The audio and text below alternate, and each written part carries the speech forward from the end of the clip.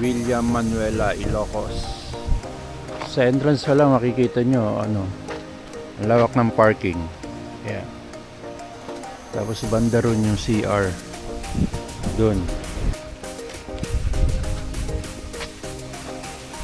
Dito may CR na naman dito. Ayan, comfort room. So ito yung Coco Bar and Grill, open daily 7 AM. Ay di, information pala to. Yan, may mga available food shake, apple, cucumber, banana, mango.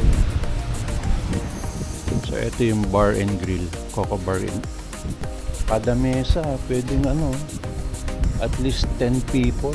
So tapos may surfing pa daw. Ito yung mga price. Sarap ng mga pagkain nila. Grilled squid, grilled fish, kilawin.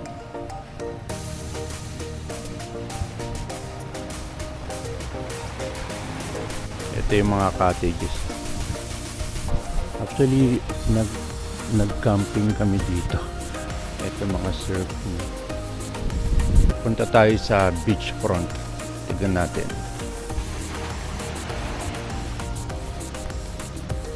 Souvenir.